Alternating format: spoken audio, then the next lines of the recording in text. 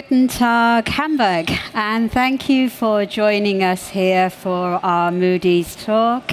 I'm very conscious that this is a room that's full of supply chain leaders, so I'm not going to be telling you that supply chains are volatile because you already know that. You are managing that every day.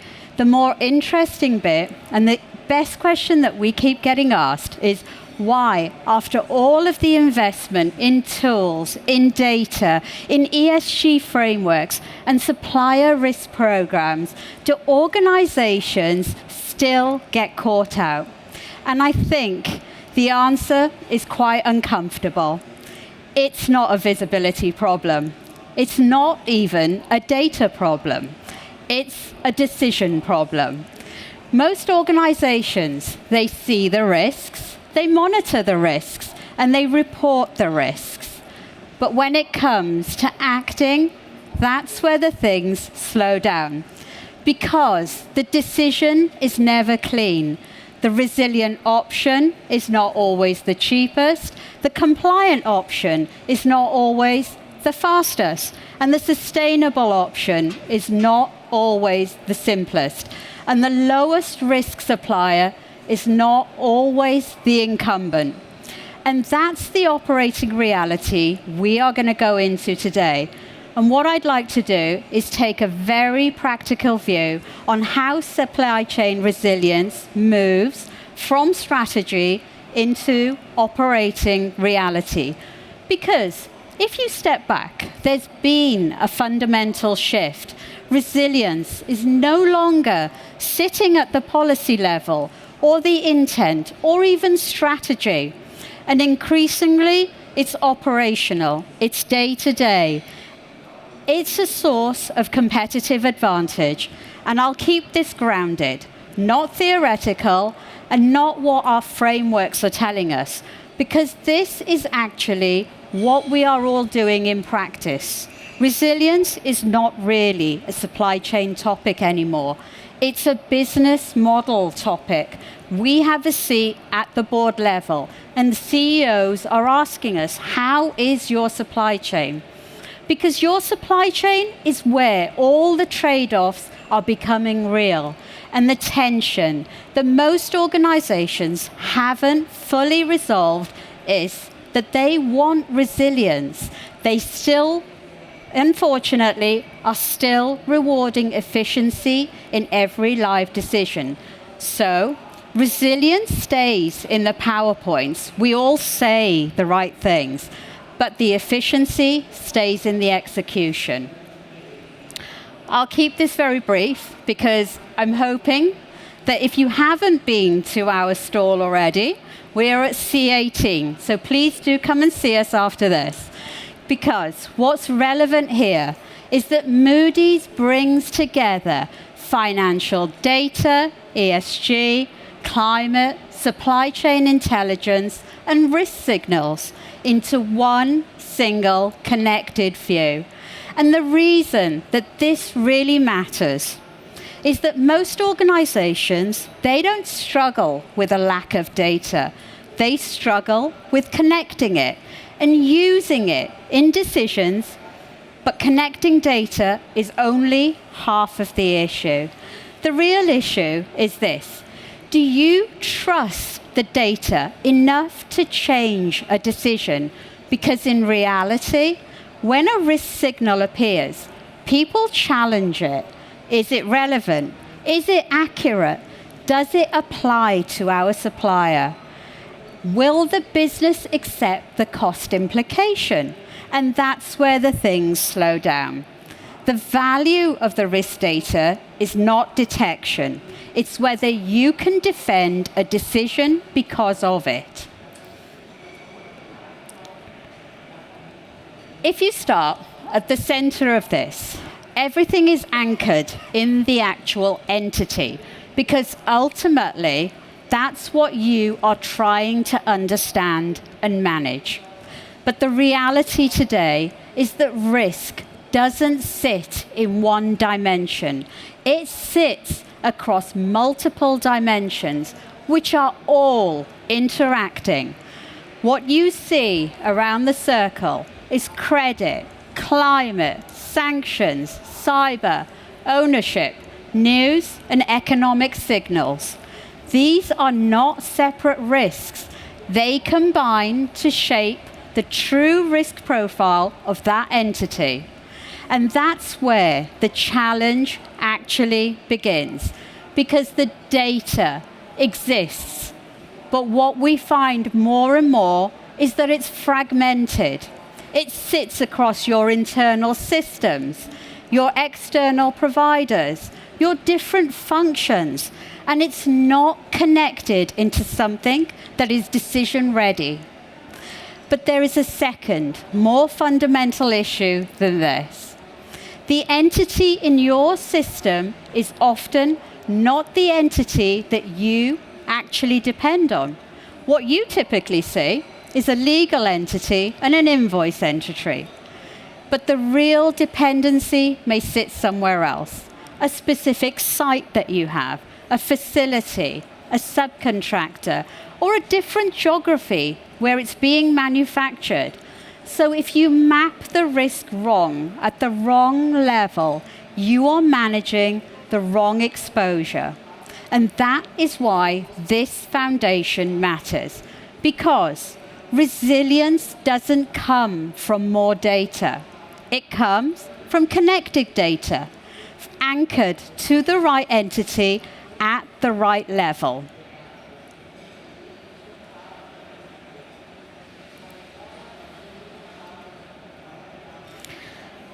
Risk today is continuous. It's interconnected and structural. It doesn't sit in silos anymore.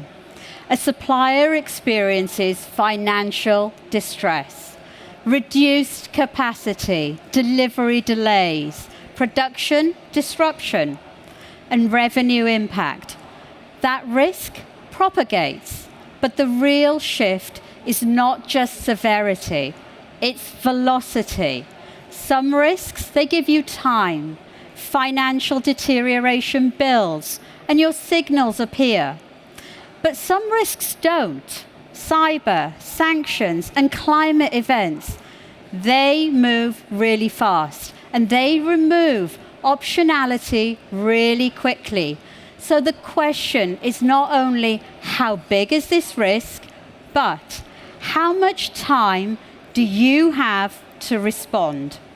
The old model, the episodic risk that we all work to, has collapsed. Disruption is now the operating environment. And one of the biggest challenges is this. Ownership is fragmented. Procurement owns your suppliers. Risk owns the frameworks. Sustainability owns ESG, and finance owns the exposure. But no one owns that end-to-end. Sorry.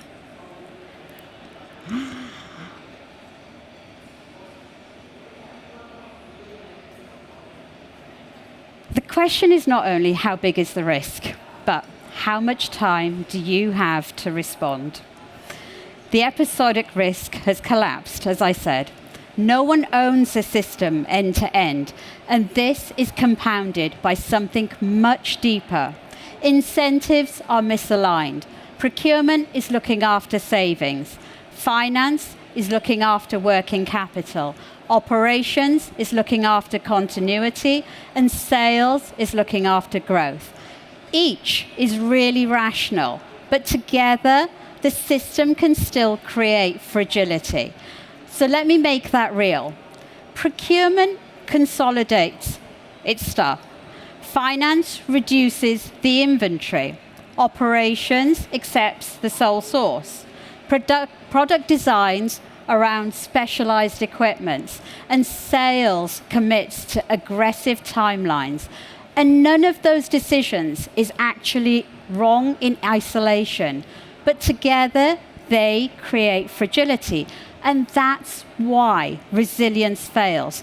Not because people disagree with it, but because the operating model rewards something else.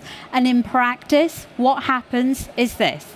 Everyone knows that the supplier is risky, but no one wants to absorb the cost of change, and that risk register continues to grow. And sometimes a risk register is not evidence of control. It's where the difficult decisions go to hide. The issue is not that there isn't a risk. The issue is that no one owns that risk. It's that everyone owns a piece of it. No one is owning the outcome of it. Now, if I make that really real, you take something like financial risk. It doesn't stay a financial issue. It shows up as a delivery delay, as a quality issue, and capacity constraints, often before the numbers look critical. And the question isn't then what you can see, it's whether you act early enough. So whether it's financial, cyber, or operational, the pattern is the same. Risk only matters when it changes a decision. So let me make this tangible. Financial risk is not just a finance issue, it's operational. Deterioration shows up in how a supplier performs, often earlier than expected. You see the investment declining, working capital pressure, delayed payments coming through, a loss of talent, and reduced problem-solving capacity, which that then leads to weaker quality, unreliable deliveries, slower responses, and rising costs. So by the time that financial distress is viable or visible, the operational impact has already started. And that's where the organizations get caught out. Because they detect the signal, but don't act on the operational impact early enough. And the second challenge is timing. Financial risks gives early signals, payment changes, weakening metrics, and rising leverage and declining margins. But organizations, they hesitate because the supplier is still delivering. Acting early often feels unnecessary, but acting late is always more expensive. So the key question is, when do you act? Before performance fails? That depends on dependency. Because if the supplier is low dependency and replaceable, reduce the exposure or exit. That's easy enough. But if the supplier is critical and hard to replace, this becomes a business continuity risk. Now, the response to that changes because you have to engage more closely. You have to plan your contingencies, source alternatives, build your buffers, or support the supplier. So the decision is not, is this supplier financially weak? It is, what is our exposure and what are we going to do about it? And this reinforces the broader point. The data is not the problem. Turning the signal into a decision is. The maturity shift is linking financial signals to operational impact, supplier criticality, and predefined actions. Because a signal on its own is interesting. A signal that changes a decision, now that's what creates resilience. Cyber is an area that has fundamentally shifted. Historically, it was about your own ecosystems and your own systems. Today, it's about everything in your ecosystem, your suppliers, your partners, your third and fourth parties. And in practice, your supply chain becomes your attack surface. So resilience is no longer just protecting your perimeter. It's understanding the vulnerabilities across your network. And for this audience, the question isn't whether cyber actually matters. It's what happens to your business if that supplier goes down. A cyber rating on its own, that's not enough. You need to understand the role that supplier plays in your operations. Do they hold sensitive data? Do they connect into your system? Do they support logistics, payments, or production? Because a supplier with a moderate cyber weakness but deep integration may pose more risk than one with poor posture but low dependency. And that's where it becomes really real. Imagine a logistic provider goes offline due to ransomware. That's not just their IT problem. Your shipments will stop, your visibility disappears, your customer commitments are affected, and your costs will undoubtedly increase. So a cyber incident becomes an operational incident, and that's why cyber now sits inside supplier risk and continuity planning. It's not alongside it. And in cyber, a small supplier can create large exposure. So think about it in terms of consequence, not just score. Data exposure, do they hold sensitive data? System access, do they connect to your systems or your platforms? Your process dependency, does your process stop if they go down? Your reputational impact, would a breach affect your brand or your regulatory position? And your fourth-party risk, do they rely on suppliers you haven't even assessed yet? That's how cyber becomes operational. And so far, we've focused on risks that build over time: financial, regulatory, and supplier performance. But some risks, now they behave very differently. Regulation is a major driver of this shift. We are seeing at Moody CSDDD, CSRD, CBAM, fundamentally changing expectations. And this isn't just compliance anymore. It requires data, traceability, evidence, and continuous monitoring embedded in your supply chain decisions: who you source from, how you onboard, and how you manage your suppliers. So compliance becomes operational. Historically, organizations showed compliance through policies, codes, screening, contracts, and onboarding checks. They still matter, of course they do, but the question has changed. It's no longer, do you have a policy? Because you all have a policy. It's, can you prove it worked? Can you show what you knew, when you knew it, what you assessed, what evidence you used, what changed, and what you did about it? That's a very different standard that we are working to. And Moody's is really helping our clients do this, because it becomes real when a supplier becomes controversial after award. And the question won't just be, why did you select them? It'll be, what did you know? What should you have known? What checks were performed? Who approved that risk? But what changed, and what did you do about it? And that's why evidence is now critical and matters. The decision matters, but the evidence trails matters almost as much. And your audit trail has to be there. So your sourcing decision is now looking very different. It's not just price and selection. It's entity verification, ownership, sanctions, adverse media, ESG,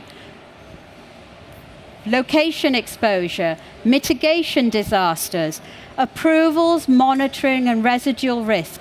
This is not about bureaucracy anymore.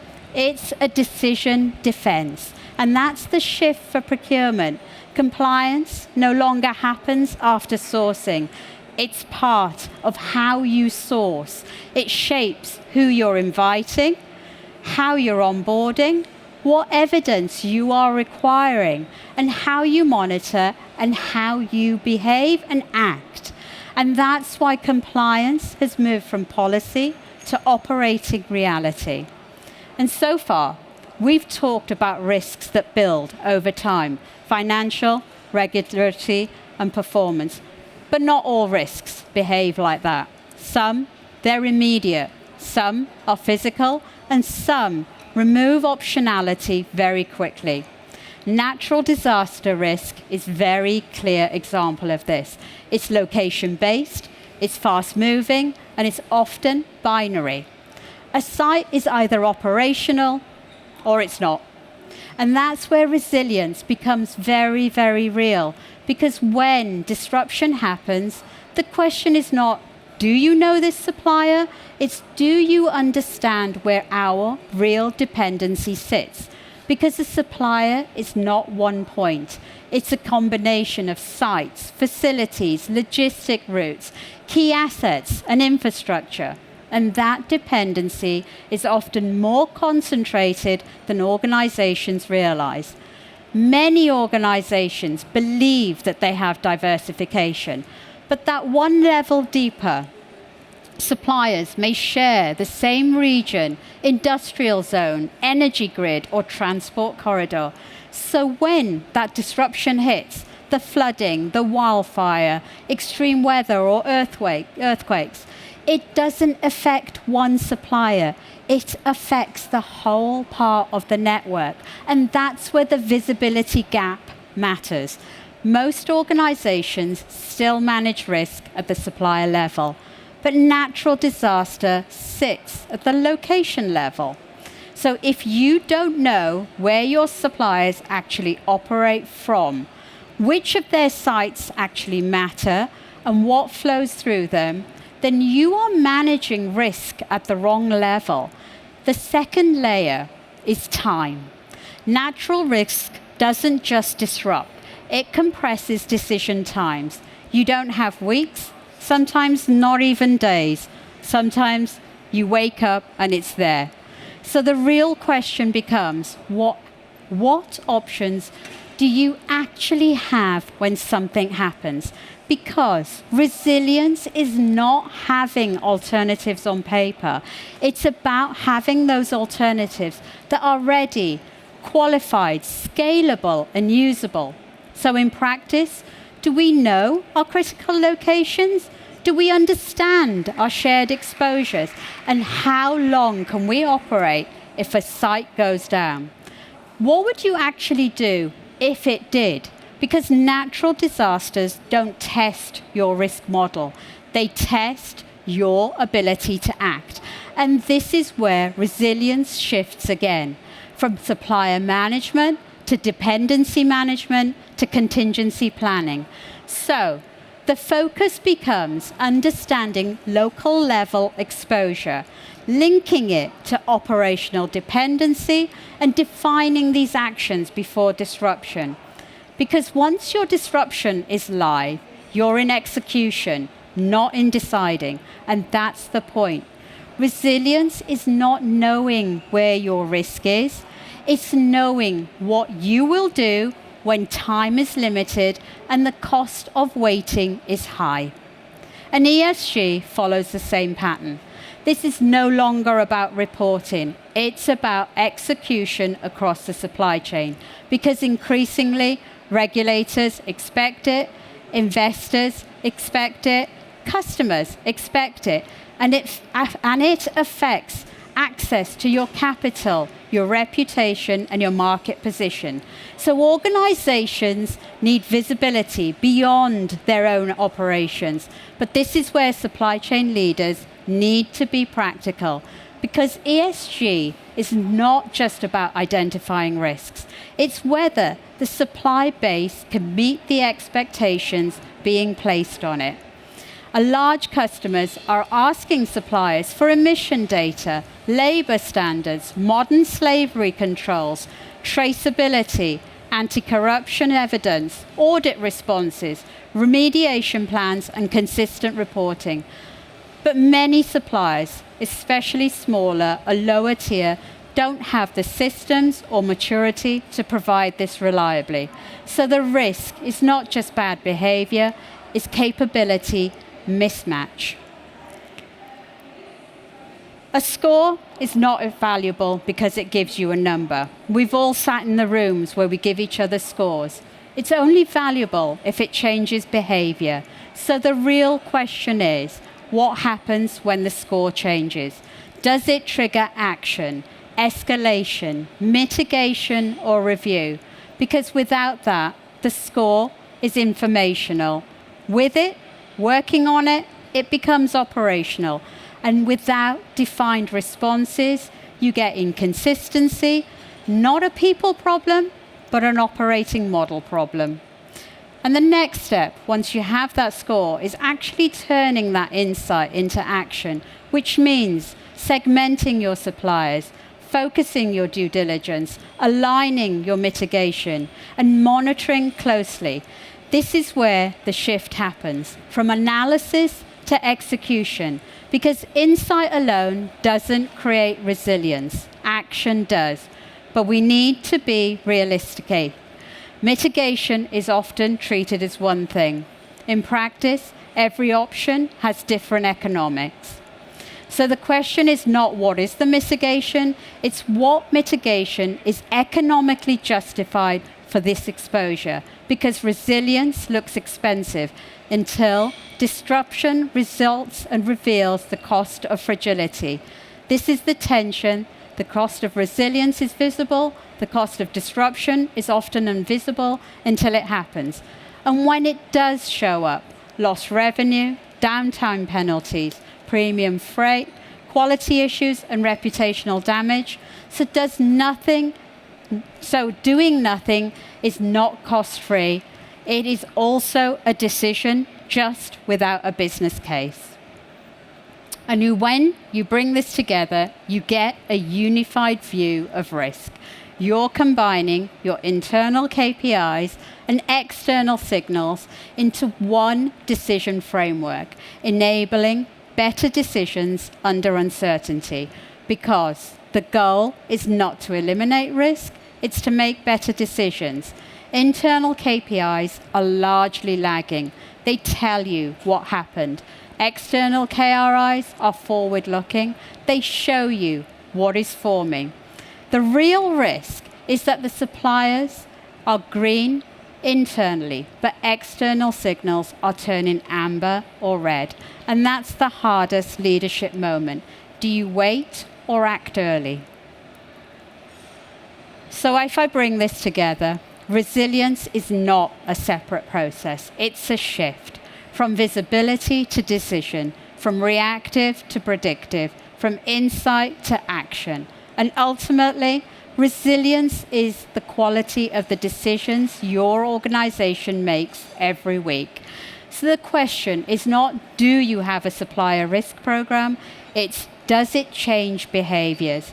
Because that's the difference between resilience as a strategy and resilience as an operating capability.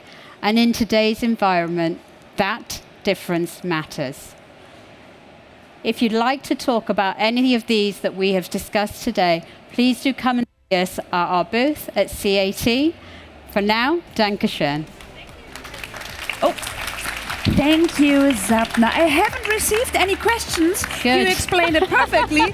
Therefore, let's have a big round of applause for Sapna Amlani. Thank you. Thank you. Woohoo!